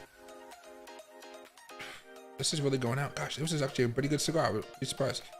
All right, I'll toss it for now so I can talk. But again, you just buy when everything's completely green like this. You're usually pretty good.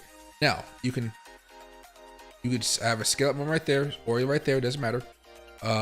Scale out, scale out, scale out, scale out. It didn't go up as high, but again, if you just bought right here, you're happy to sell right there. You're happy to sell right there. You're even happy to sell right there. Happy to sell right there. Happy to sell right there. Happy to sell right there. And every time you come into contact with one, you can always move up your stop loss. Because if you're making this trade right here, your stop loss is probably going to be right there. Okay. Okay. You broke above this level right here. Now you can move your stop loss maybe up a little bit more if you wanted to. Not really, because again, you just started here. Up here, you move your stop loss to there. Up here, you can move your stop loss a little bit more. Here, move it up a little bit more. Here, a little bit more. Here, a little bit more. As it moves up even higher, you can move it up preemptively if you want to. It all kind of depends. But let's say you move your stop loss, like you see it breaking out, you want to move your stop loss right here. Oh no, it crashed. Oh no, you were forced to sell right over here. Ultimately, you know, you bought down here and you sold right here. You should be happy with that. Not saying you're not, but you get the point I'm trying to make. And you can do this with a lot of different tokens out there. Like this is just Bitcoin, you know. Typically when Bitcoin's going up, you can, hey, oh yeah, I see Bitcoin's about to make a big move here on the daily chart. That means a lot of altcoins should be also getting ready to take their moves. So you can also try to do Ethereum. Again, over here, green, green, green. You can try to buy into that. Oh, look at that. We're going into a breakout when everything is green. That means we should have a good chance of breaking out. Or if we break out when everything's still looking good, you can buy, you can double down into it if you want to. Lots of strategies you can use on top of it. But lots of different ways. Even going over here to the 4-hour chart. Green, green, green, 4-hour. It's still green on the daily chart as you saw a few seconds ago. And then boom, of course, it goes a little bit higher. It doesn't go as high, but you're still able to make the profit move up your stop loss and you're kind of locking in those gains. Solana, not as easy, but still green, green, green, moving up. Resistance level, you can sell right there. Random one, GRT. Oh, I don't know much about GRT. Oh, GRT, not as easy. Green right there. Everything was green. That was the daily chart. Daily chart was green too. It just didn't work out. So there's an example where it didn't work out. Typically I use this on Bitcoin and Ethereum, but this is why I chose a random token to see if it worked on everything. This one right here, well, it ran up against resistance and it got rejected real fast. And if you had a stop loss down here, or you probably have one right here, it would have stopped out so you didn't lose as much money. So that's something, of course, but you can see that it doesn't always work out. But if you, let's say you bought right here, and you had stop loss there or down here, you made more money here than you lost as it came back down here, right? So you might have made $1,000 here, but you maybe lost $100 to $200 here. So you're still net positive. Over here, again, this one, worked out. Although you would have probably had to get in a little bit later. So is this all green right here? Oh, it is. Yeah. So stop loss down here, moved up higher. You made money. This one, you made money. Although, yeah, it's turned bullish just kind of in time. This one, you made bull. Yeah, you made money on that one. This one, you made money. This one, you made a little bit of money, but not as much. But you still made money, of course. Again, as you go up, you still scaling out, like, how do I say? You're going to be using other things like a Fibonacci extension and so forth, like this to this to this. You know, you can sell a little bit right. Well, sell a little bit right here, a little bit right there. You can aim for that one, but if it comes back down here, oh, you get out there and you still bought right there, sold for there. It may not be a bunch, but you're still walking away with a profit. So you still have a green little thing saying, hey, you made money. Could be $5 for all I care, but you made money, which is my goal for how I try to teach this channel. Here, stop loss, everything is greenish. Kind of greenish. Things start to get a little more bullish. I guess around here and here. Kind of more mixed territory here, so still fine. But maybe you're also seeing a pattern here. We're looking at this breakout like this. So you're like, okay, maybe I'll just wait for the breakout and everything's green. Everything's green, plus the breakout, plus the change of character. Then you can start to... Sorry, my beads are itching me, or making me feel like there's a spider on my arm. You can try to play that breakout for a nice little move and see where it goes higher. Of course, again, smaller Fibonacci levels can definitely do the trick here as well.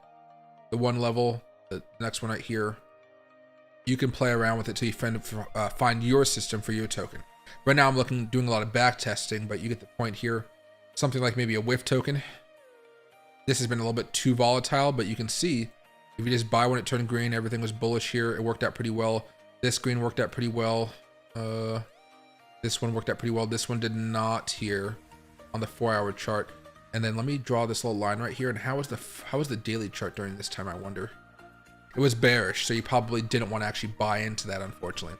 So lots of different ways to approach it, but that's probably my easiest strategy that I can tell you guys to make you money, right? There you go. And you could always try to take one of these oscillators out if you don't like it as much as the other ones. Let's get rid of the color though, and I want to add the order blocks back on here just for the way it looks. Pop back over there. Nope, not that one. There we go. Perfecto. And I guess you could try to use it with Bitcoin on the 15-minute chart and stuff like that. I haven't done that in a hot minute. Because typically you want to have the 4-hour bullish, the 2-hour bullish, and then you want to see daily. Technically, you want to see the weekly bullish too. That makes the success rate even higher, basically. If I go over here, let me try this one more time. Color candles. The 4 hour is good. Okay, so that means the 1 hour is good as well. That 1 hour is actually good ahead of time, so during this time, if you see a 15-minute buy, you're usually going to be able happy to take the 15-minute long here. Change your character there. Everything's still good. And you just want to see how high it goes up. You can sell at that level of resistance, that level of resistance, that level of resistance. Even if it breaks it above it and you sell it, you're already 80% out of your position. Don't worry about it. You still made money. Never try to anticipate those massive moves when they happen. They're always going to be a surprise. And if you have like 20% left and you get 20% of your traders making that move, you should still be very happy with that. Because again, your portfolio is just going to be going up during that time. But the way I designed this strategy was when it doesn't work. Are you kidding me? Okay, hold on. Visual order, bring to front. Or did I turn off the color? Oh, I turned off the colors. My bad. There we go. Like right here, when it doesn't work, your stop loss is right here, so you only lost a small amount of money. You take the next trade and it works out good, and you're selling at levels of resistance. You might have lost 50 bucks here, but maybe you made 100 bucks there, so overall you have a net profit.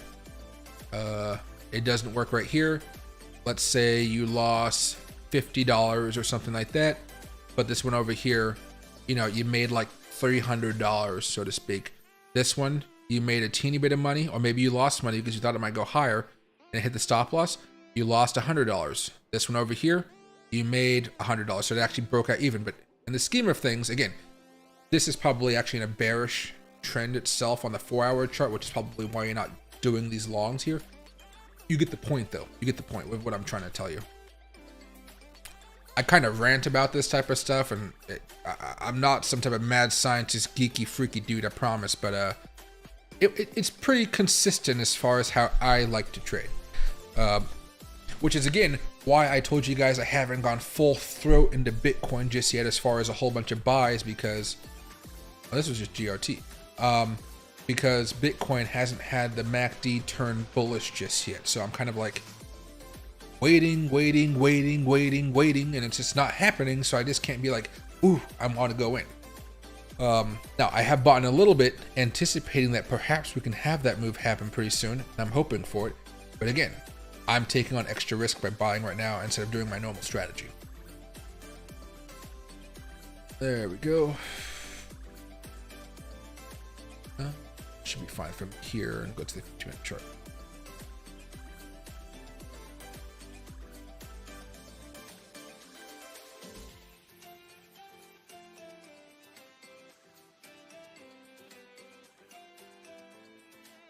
Blurry pink BlackRock. I have no idea what that is, but let's give it a check here. It said Lurie pink. So I see it right here. Lurie pink, maybe on the Solana network. Automatically down 90% the last 24 hours. I don't know if that's it. Maybe it's on Dex Tools.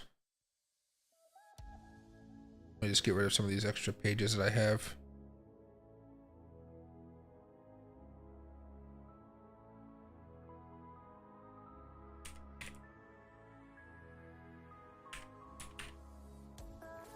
Blurry pink. Maybe this one? There seems to be a few of them out there. Market cap of 17 million. It's coming down a little bit, but it basically seems like the type of market where you're just trying to buy and hold it. How big has the rally been so far? 4,000% with that small? Yeah.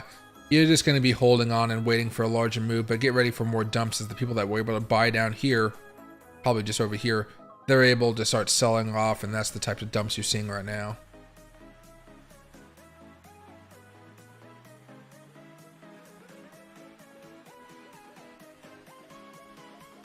Hey Cleo, for me, I'm starting to depends on how long you want to hold with those fees, you know. With those fees, maybe you're looking at somewhere around like 35 cents to 30 cents, and then maybe 50 cents to 70 cents. You could have that next sellout, kind of depending on how big of a boom Dogecoin is going through. And then I'd probably have it all out by $1, to be frank, maybe 5% left over. But those fees are going to kind of eat into it a little bit more because it is a higher leverage play. But I still think you have plenty of time. You're not you'll have plenty of opportunity to get rid of them without having to hopefully wait too long.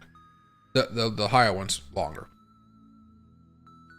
Good nerdy trading stuff. I know, right? Well, it works. You know, I've told that strategy to a lot of people, and it works for me. I know it works for a couple people that take the advice.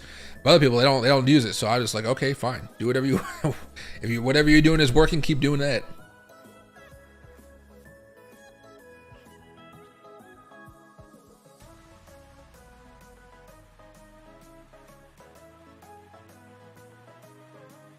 And then Corey, yeah, April is going to be wild because we have those 2 inflation dates, which we always have every month, but they're very, very important this time around. Plus, we're going to have the, what do you call it? The halving on, I think, what's the date of the halving? It's 21 days away now.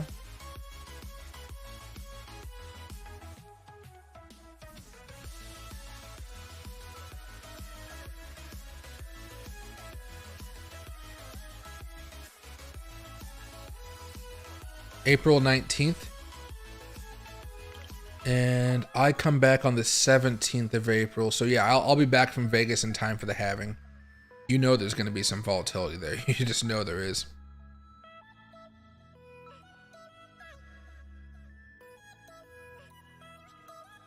And hey, Catherine, happy to see you. Hope your Matic is still doing well. It looks like it's been doing okay so far. I definitely want Matic to make another pump here, though. What's been going on with BNB? I'm not entirely sure, but I think BNB is just seeing a lot more activity, many more people going into it. Remember, BNB may not be available for us out here in the United States, but it is available for a lot of people out there, and it's still people's number one choice. They still love it. Because remember, when, keep on saying because remember, when we saw CZ get, incriminated, them get that big old fine and stuff like that, there was no like fraud. It's just that bad actors were using Coinbase to move money around, and we didn't like that. So we did all these fines and stuff like that. Yeah. Besides that, there's not too much chaos going on in Binance. People still have full faith and trust in the institution. Most people don't necessarily care if bad actors use the platform. I'm sure terrorists own shares of Microsoft. I'm sure they own shares of Nvidia, for heaven's sakes. I'm sure the head of North Korea owns some shares of Nvidia in some wacky way. Thoughts on the 40K range we're having? I doubt we would crash all the way down to $40,000 by the halving. You would have to see some crazy stuff happen with inflation. You'd have to see like you would have to see terrible inflation today coming out in a few hours. You would have to see terrible inflation coming on April 10th and April 11th right after each other, CPI and PPI. And then after that, you'd have to see the dollar index completely explode off the charts, maybe going up to 107 for that to happen. It's a possibility, but it's just not a high possibility, right?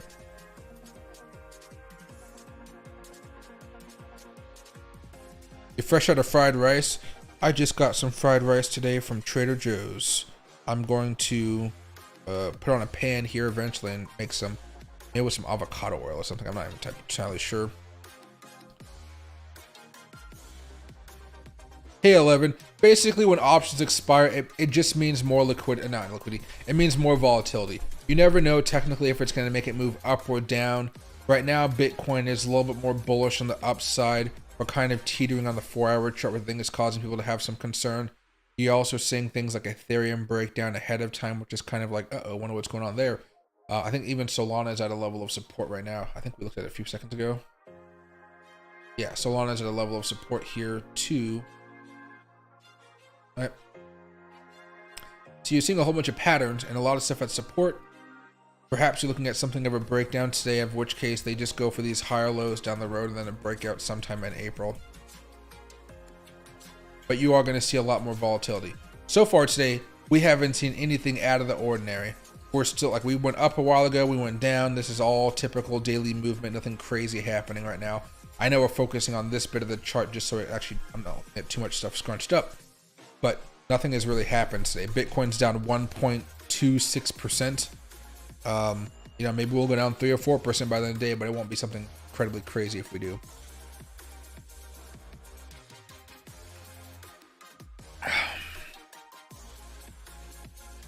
There you go.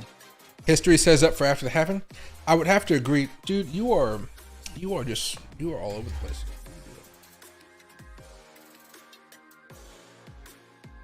There we go. There you go. Yeah. Oh.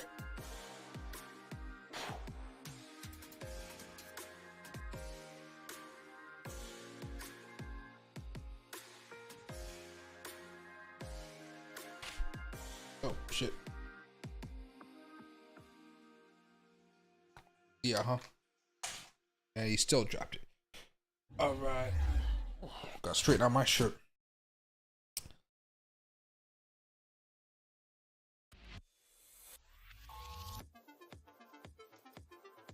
What's right there? Okay, I got you. You were able to share any help though about what? Oh, you're talking about Dogecoin? Typically, you just want a dollar cost average in Dogecoin. Remember, the time that I was telling people to buy into Dogecoin when it was crashing a couple weeks ago, that's when I thought people should get into it. Right now, it just seems so expensive that, it's just not where I like to buy Dogecoin. But if you're looking to hold on to it for a few weeks, yeah, by all means, it's still going to be a good time. It's just a lot of people don't like to buy an asset and watch it go down, and then they get really mad when it goes down. you know, if you're able to just like not freak out if Dogecoin falls down like 2 or 3% today, well, it's already down like 3.5%. You know, if it goes down to 7% today or something like that, if you're okay with that after you buy, yeah, it's fine. Right now, Dogecoin is definitely retreating a little bit from those levels that we talked about earlier. Just cooling off, nothing crazy, you know. 4-hour chart going in another level of consolidation. We broke out here. We're going to try to hold on to the support level of around 2064.70. Oh, excuse me. 0.20647. We're going to try to hold that. If Bitcoin's not able to pump up today, we're probably going to break back down below that and start heading back down here towards like 18.5 or something. Again, it won't be terrible, but just like over here, this was the easier time to buy it. Even over here might have been easier, but dollar cost averaging Dogecoin has always been the best choice for me, just because, again, it likes to have these freaking random moves off of these really weird breakouts. So it had a breakout, nothing happened for a while, then all of a sudden it started to pump up. It doesn't follow the technicals clearly as clearly as I would like. The last breakout that we had for like a clear buying zone was right there. That was at 0.177. Right now, it's kind of where most people are taking their profits, and then you're going to get another opportunity to buy. And if you wait for a pattern, you know, and for me, I typically just wait during these periods of time. But again, it depends on your type of strategy for buying Dogecoin. I wouldn't be day trading it right now. I would be looking for swing trading opportunities with that type of chart. And hey, Kilo, yeah, Loki's doing really well right now. A bounce from 69K would be solid. I think people would appreciate that. I just don't want to go back over here to 68,455. Anything bouncing off here, yeah, I'd be perfectly fine with that, as long as you don't see too much bearish activity. Again, you know, what's 230? So 230. So we got 330, 430. So 2 hours from now, basically, 34. No, 3 hours from now. Sorry. 3 hours from now, we have a little bit of inflation data coming out, and that's going to be the PCE, which is just a smaller level of inflation the Fed looks at. It's going to be important, though. It may lead to some volatility. And then later on today, even though we do not have the market open because it's Good Friday, we are still going to hear something. And hey, Kilo, thank you very, very much. I appreciate the super chat. Loki will get it. Well, I'm going to have to go buy some more for Loki because Loki's enjoying the treats a little bit too much. I just got him some of those dental sticks, and he's been enjoying that. But, oh, this is what I'm going to say. And thank you very much, Kilo. I appreciate it. What's the other one? Oh, yeah.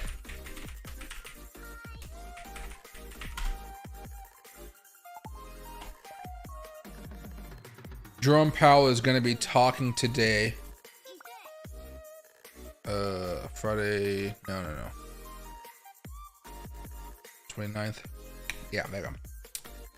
Jerome Powell is going to be talking today around 11:30 a.m. I think this is Eastern time, so it'll probably be like 8:30 a.m. Pacific time. So he's going to be talking early, and that may move the market a little bit. Again, the stock market's closed today, but the cryptocurrency, of course, is not. So just be aware of that.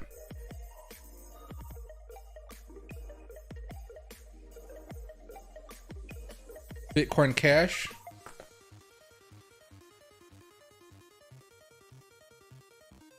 Where is it? Bitcoin Cash is something I always lose on my chart, even though I have it on here. There it is. It's still grinding up from the last time we talked about it. Yeah, there was nice clean breakout. Everything was change of character there, plus the green signals there. Nice opportunity to buy into it. Now it's moved up a little bit more. It is heading back up to this level of resistance that we're looking at here. Right? So you're basically just doing a day trade if you can as it goes higher throughout the day. And it'll most likely get rejected off of this unless there's some type of big move happening with Bitcoin. I wouldn't anticipate it right now having that larger move. You can see right here, still making a high. Broke above all that level of resistance, still should be moving up. So definitely, if you're already in this trade, you want to continue holding as it tries to make a run up here, maybe towards 630 by the end of the day. If we really have something of a large move, you know, 630 up here is around 8%, or let's see, 7.5%. That's reasonable. But right now, you're just kind of letting it grind on. And you're probably having some type of stop loss around here between 561 and 552 levels.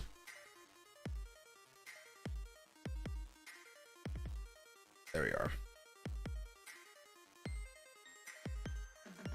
Good alpha, yeah. A lot more money to go into the cryptocurrency market, that's for sure. Are you still gonna give Loki his big treat next month? What do you mean by big treat? Like, what do you call, I mean, I've been giving Loki jerky. He's been liking that. I can also give him raw meat, which he really, really enjoys. But his big treat next month, if you want to call it a treat, is, remember, I'm going to Vegas between the 13th and the 17th. I'm having my mother's old caretaker watch him at her farm. And basically, he's going to be getting it on with a female dog and having a litter of puppies here, or trying to have a litter of puppies. But that's probably the biggest treat I think I have in plan for him right now, unless there's something else. He got some dental stuff. He's been eating jerky and raw meat. He loves his raw meat, but I don't think I've had much other treats for him besides that. I try not to over-treat him, which is why I keep on breaking his treats into little pieces. Also, he got into the chicken jerky and ate like half of it when I wasn't looking. My sister went into my closet to get my Tide Pods, and she left the door open. And so Loki found a way to hop on top of this little desk that I have in there. And then he saw the top of the bag open. So he ate like the top half because he wasn't able to dig all the way in there from the height difference. But he like pretty much ate the half of it. Like this was like a week ago. And I was like, dude. That's why you haven't seen me give him as many treats as normal. Because like I was like, dude, you ate too many treats. That's not good. That's not good at all. Yeah, he's still going to be going out with her. I went out with a walk with the lady and the dogs a while ago. Let me see if I can pull up some pictures here and send them to myself. Over to Telegram.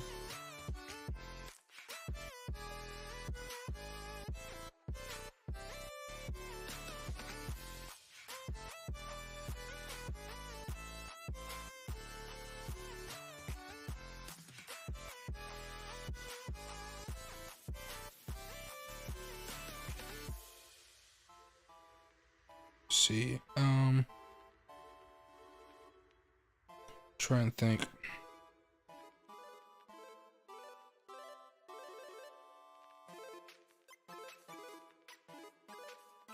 Hold on here.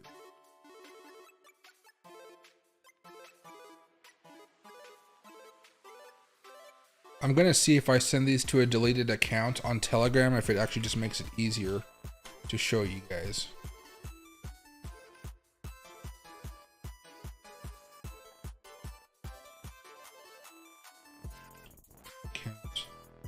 It doesn't show up here. So maybe what I'll do,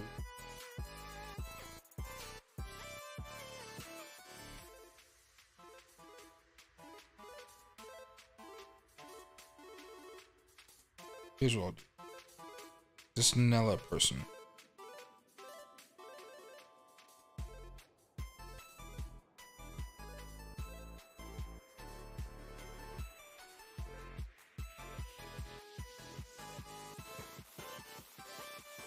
Oh my God, stop.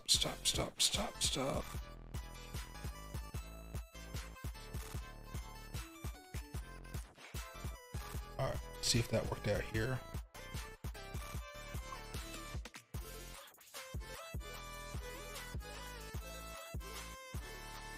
Why does it not?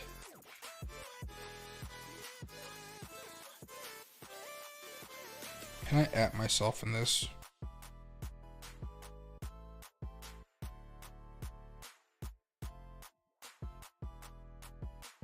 There's a whole bunch of stuff in here.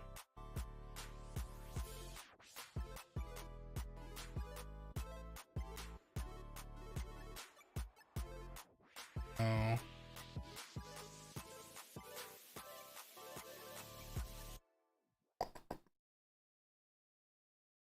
Maybe.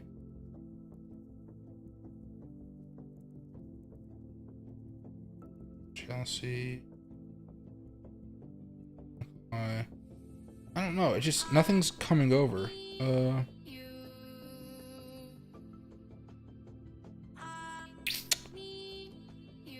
Oh, here it goes. Okay, here we go. It finally pulled up. I guess it just took a few seconds. But we went on a little bit of a walk in the woods here a few days ago, and Loki was enjoying himself. There's a lot of like pools on the side of the walkway or the path. So Loki got wet. There are the other two German Shepherds. That's Duke. That's Emma over there. That's the one he's going to be flirting with, so to speak.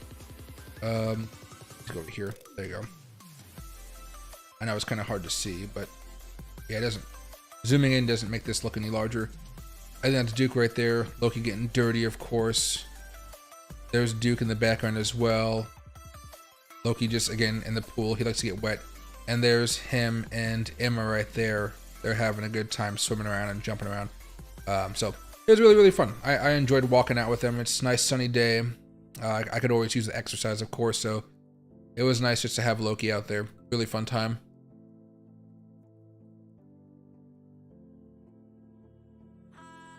Loki gonna come back a man? Oh, what do you call? No, as we were walking out, here, he got into a fight with Duke, and then he whooped his butt. And then basically he mounted Duke. Duke submitted, and Loki just went over and gave the girl a kiss. And I was like, dude, you can't. A little bit too much humanity for a dog right there.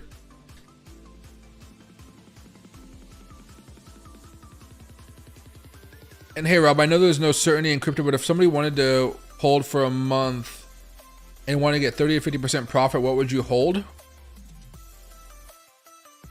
Probably just a meme coin with 5% profit, 10% profit, and then just kind of let it ride. Personally, I'd probably stick with 5% profit and then just want to hold for a month and see where it goes. Particularly something that's kind of been booming up for a while and it finally has like a larger move down, like a whiff token or something. I don't want to buy something like that. 5x leverage and see where it goes. Like, there's a few opportunities, but I would choose a meme token right now. So you can see whiff right here.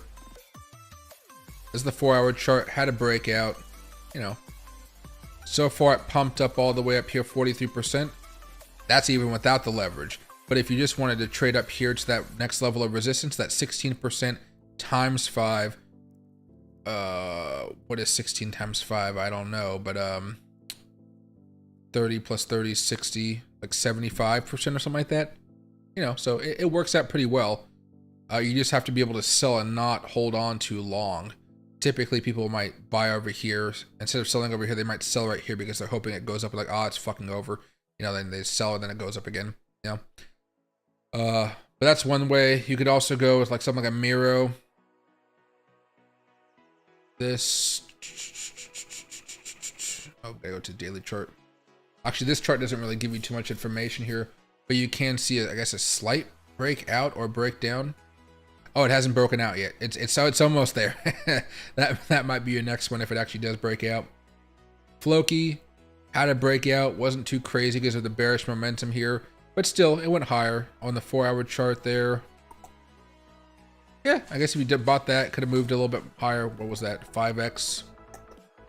A 41%. That's a massive move, though. So yeah, those breakouts are usually what I'd be looking for there.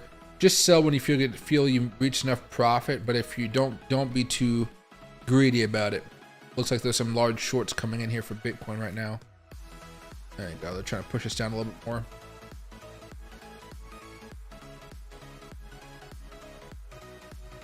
Loki the Duke. I know, right? Ooh, look at she. Which is funny because if you look at Loki, he's just the biggest baby. But when it's time to fight, he turns into this little vicious like guard dog, which I absolutely love. Like, Loki, come here. I don't have a treat for you, but you look really good. You can see how he's kind of like a little nervous right now. He's like, ooh, yeah. Also very happy. He just doesn't want to hurt me. Yeah, that's a good. You see, Loki, up. Yeah, up. He's trying to find a toy to share with me, but he just doesn't know what to keep in his mouth. He's a big chomper. Look up, see? He wants to chew on something all the time. Up. Up. Okay, up. Hey. Oh, just for me? Attack.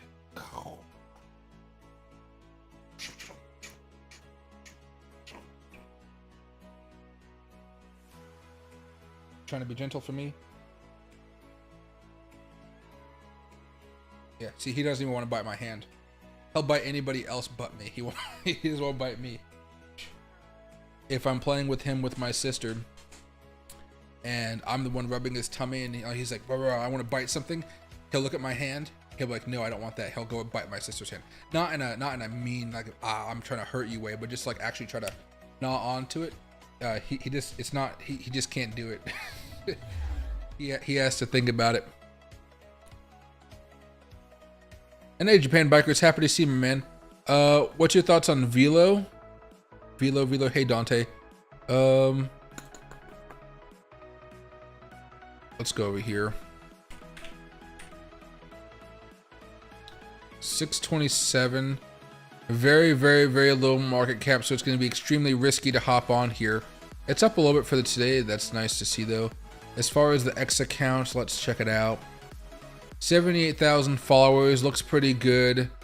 We can't wait for the launch of Orbit. In the meantime, check out our interview with MM Podcast, Super Insights Bar COO Pat. Where can I buy it? When will Orbit launch? East to the moon. Seems to not be too many bots in the chat, which is pretty nice to see. Let's go over here to the website. Supercharged money velocity. Connecting business individuals with global proof of funds. Supercharged velocity world with seamless financial services powered by web system.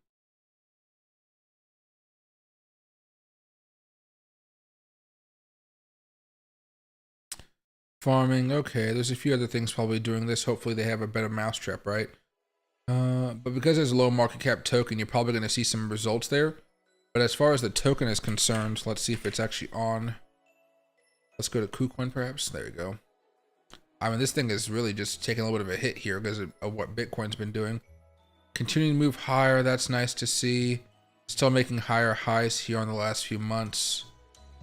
Really just has to be able to break through some of these levels of resistance. And after that, it should be golden to have a much larger move back up here to some of those 2021 highs. But probably have to break it up here. Yeah, this thing was all the way up here at $2, and right now it's at like a 0.008. It still has a long way to go. So this is more of an accumulation zone in the scheme of things, and you're waiting to see how much higher it can go. But it looks like this thing just fell down so much during the last bear market. You know, it hasn't gotten a lot of robust buy-ins here to kind of bring it back up into respectable spaces. So definitely a little bit more of a long shot, lower market cap opportunity, risky, but still worth an opportunity to buy. It looks like they're having some type of thing happening pretty soon. That hype could build in more and more people buying into the product here. Probably worth about $100 to $200 investment if you're trying to go into it. And if you're buying it right now, you're basically just holding for the long run. There's not really much you can do in the short term here. Wow, there's a lot of activity coming in here on the trades. Yeah, somebody was $2.4 million. Jeez. Let's see. Reload 2408. I can check it out very, very fast. Velodrome Finance. $161 million market cap. Might get it from an old contract address. Interesting. The website cannot be reached, so that might be an issue right there with it. Maybe the Twitter has a better website, perhaps. Usually they do. Followed by Zach XBT. That's interesting. Central Trading Liquidity Marketplace and Optimism.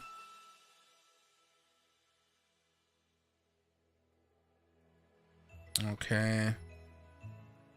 It's up 9% today. Still moving up. It looks like it's come down a lot from the high around 37 cents. Right now it's at 28 cents. This is more of an accumulation zone for the long term here. Still looks fine, but you know, cycle highs, that's what you want to see here. All-time highs as well. It's definitely bleeding out today though, so a time to accumulate and maybe be careful if a Head and Shoulders is peeking your way here, but still overall better for a long-term type of investment or going forward. Hey, Kenobi, never lose taking profits. Exactly, you can never lose there. And hey, JFH, happy to see you. Oh, have a good night, man. I have a Bitcoin short at 69,900. Is there a better chance my stop loss at 70,100 or take my profit at 69,20, 27?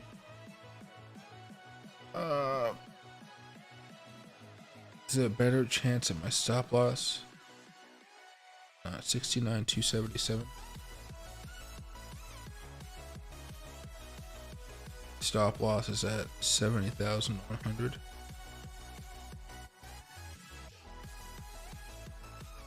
I'd guess I'd probably say it's better chance for your target price to hit here over your stop loss.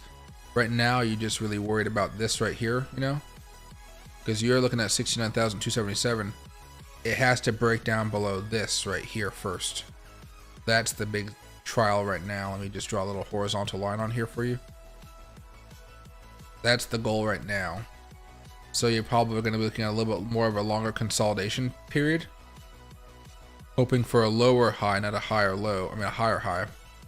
And this next breakdown should get you close enough where you're going to be looking at maybe anywhere from $288 to $69,078, and that could be a good opportunity there. Let me see if I can pull this down a little bit more.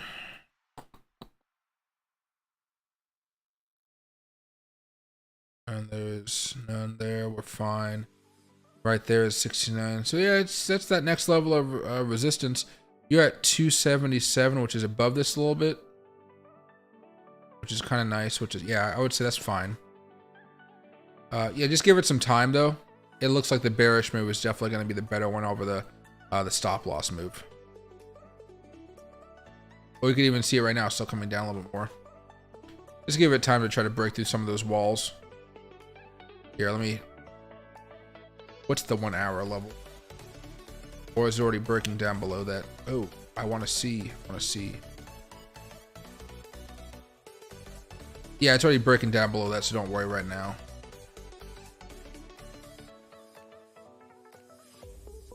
There you go. Yeah, I think you're still good. Because at the scheme of things, again, we're just still in this sideways trend here.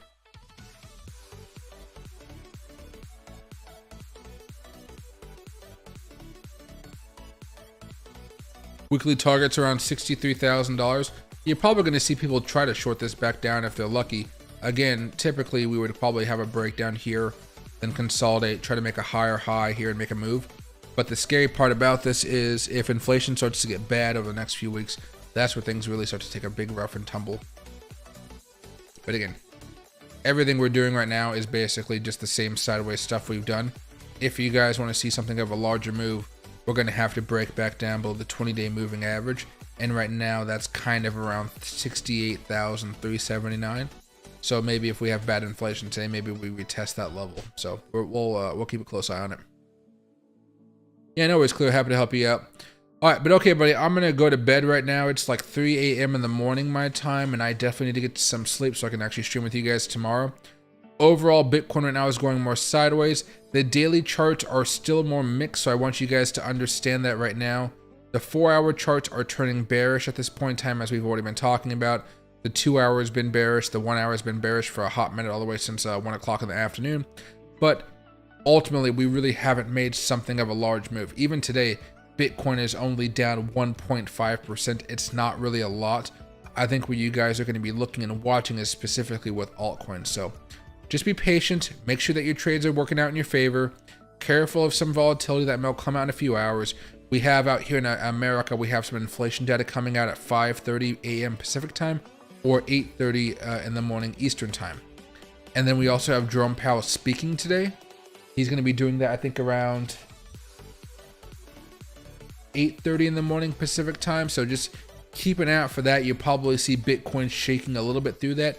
And of course, the dollar index today is breaking out here. So that's something that you guys might want to know about. We're either going to head for a double top and a breakdown, or we're looking at a longer term breakout that's going to cause us to go up a lot more here, which could be more bearish for Bitcoin. So just be aware of all this stuff. Keep a close eye on it. But overall, you're going to see some volatility today and tomorrow just because of what's happening around Easter. Okay, so have a good rest of your night, everybody. And Loki says good night here. This is his last treat of the day or morning. Oh, look at you being a good boy. Oh, you could, yeah.